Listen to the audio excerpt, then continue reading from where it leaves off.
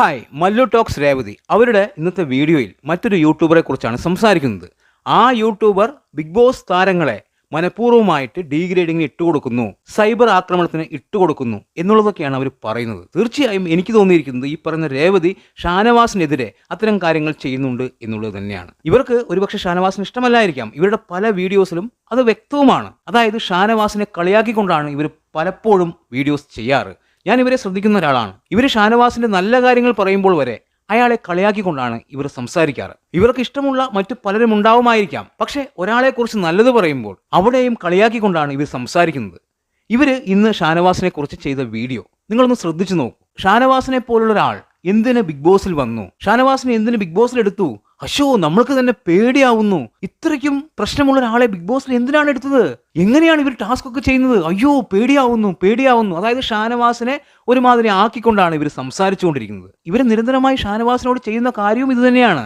അതായത് ഇന്ന് നടന്ന വിഷയത്തിൽ ഷാനവാസിനെ പോലുള്ള ഒരാൾ ബിഗ് ബോസിൽ വരാൻ പാടില്ല, അത് ശരിയല്ല എന്നുള്ള തരത്തിലാണ് ഇവർ സംസാരിച്ചുകൊണ്ടിരിക്കുന്നത്. ഇവർക്ക് തന്നെ അറിയാം ഇവർ ഡീഗ്രേഡ് ചെയ്യുകയാണ് എന്നുള്ളത്. എന്തുകൊണ്ടാണ് ഇവർ കമന്റ് ബോക്സ് ഓഫ് ചെയ്ത് വെച്ചിരിക്കുന്നത്? സാധാരണ എല്ലാവരും കമന്റ്സ് വരണമെന്നാണ് ആഗ്രഹിക്കുക. ഇവർ കമന്റ് ബോക്സ് ഓഫ് ചെയ്തിട്ടാണ് ഈ വക പരിപാടി എല്ലാം ചെയ്യുന്നത്. വളരെ മോശം, വളരെ ചീപ്പായിട്ടാണ് എനിക്ക് രേവതിയെക്കുറിച്ച് തോന്നിയിരിക്കുന്നത്. രേവതി പറയുന്നത് ആ വിഷയം ഷാനവാസിന്റെ പ്രശ്നമാണ്, ഷാനവാസിന് അത്രയും പ്രശ്നമുണ്ടെങ്കിൽ വരാൻ പാടില്ലായിരുന്നു എന്നുള്ള രീതിയിലാണ് ഇവർ സംസാരിച്ചുകൊണ്ടിരിക്കുന്നത്. ശരിക്കും അവിടെ എന്താണ് പ്രശ്നം? അവിടെ മര്യാദയ്ക്ക് ഫുഡില്ല, അത് വലിയ പ്രശ്നം തന്നെയാണ്. എന്തുകൊണ്ടാണ് ആദില തളർന്നു വീണത്?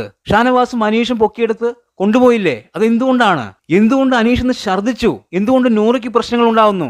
ഇതെല്ലാം കിച്ചൺ ടീമിന്റെ കുഴപ്പം കൊണ്ട് തന്നെയാണ്. മര്യാദയ്ക്ക് ഫുഡ് കിട്ടാത്തതിന്റെ പ്രശ്നം തന്നെയാണ്. അതായത് കൃത്യമായിട്ട് ഫുഡില്ല, നല്ല പണിയുണ്ട് ബിഗ് ബോസ് വീട്ടിൽ, കൃത്യമായിട്ട് ആർക്കും ഫുഡ് കൊടുക്കുന്നില്ല.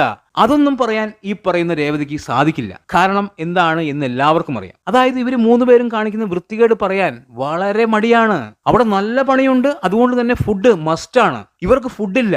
ഈ പറഞ്ഞ നെവിനും അക്ബറും ആരിനും അവിടെ നിന്ന് പാലും ഓട്സും അതുപോലെ ബ്രെഡ് എല്ലാം എടുത്ത് കഴിച്ചുകൊണ്ടേയിരിക്കുന്നു. അതുകൊണ്ട് തന്നെ അവർക്ക് പ്രശ്നമല്ല. പക്ഷെ ഇവർക്ക് പ്രശ്നമാണ്. ഷാനവാസ് ഒരുപാട് മരുന്നുകൾ കഴിക്കുന്ന വ്യക്തിയാണ്. അതുകൊണ്ട് തന്നെ ഫുഡ് കറക്റ്റായി കിട്ടണം. അത് കിട്ടിയില്ലെങ്കിൽ മരുന്ന് മാത്രമേ ശരീരത്തിൽ ഉണ്ടാവുകയുള്ളൂ. അത് ശരീരത്തിന് വലിയ ദോഷം ചെയ്യും. ഇവിടെ ഷാനവാസിന് ഫുഡില്ല, അദ്ദേഹം മരുന്ന് കഴിച്ചുകൊണ്ടിരിക്കുന്നു. രാവിലെ എഴുന്നേറ്റ് വലിയ പ്രശ്നങ്ങൾ നടക്കുന്നു. അദ്ദേഹം ഒരുപാട് സംസാരിക്കുന്നു. ആ സമയത്താണ് നെവിൻ പാലൊഴിക്കുന്നത്, കയ്യിലുള്ള ബോട്ടിലെടുത്ത് ഷാനവാസിന്റെ മേലേക്ക് എറിയുന്നത്. അവിടെ ഷാനവാസ് തളർന്നു പോകും. എന്തുകൊണ്ടാണ് അദ്ദേഹത്തെ ഹോസ്പിറ്റലിലേക്ക് മാറ്റിയത്? ഈ പറഞ്ഞ രേവതി പറയുന്നു അത് അങ്ങനെ തന്നെയാണ്, ഞാൻ ഡോക്ടറാണ്, അത് അങ്ങനെ തന്നെയാണ്, ആര് തളർന്നു വീണാലും അവരെ ഹോസ്പിറ്റലിലേക്ക് മാറ്റും, അതങ്ങനെയാണ് എന്ന് പറയുന്നു. എന്തുവാടേ ഇത്? സത്യമായിട്ടും പുച്ഛം തോന്നുന്നു രേവതിയുടെ ഇത്തരം പ്രവൃത്തികളോട്. രേവതി പറയുന്നു ബിഗ് ബോസ് സീസൺ 7 എല്ലാ കണ്ടസ്റ്റൻസും വേസ്റ്റ് ആണ് എന്ന്. തീർച്ചയായും ഇപ്പോൾ ഞങ്ങൾക്കും അത് തോന്നിയിട്ടുണ്ട്. വേസ്റ്റ് തന്നെയാണ്, ആര് കണ്ടസ്റ്റൻസ് അല്ല എന്ന് മാത്രം. വളരെ മോശം. എന്താണ് അഭിപ്രായം എന്ന് കമന്റ് ബോക്സിൽ കമന്റ് ചെയ്യുക. പുതിയൊരു വീഡിയോയുമായി കാണുന്നതുവരെ ബൈ.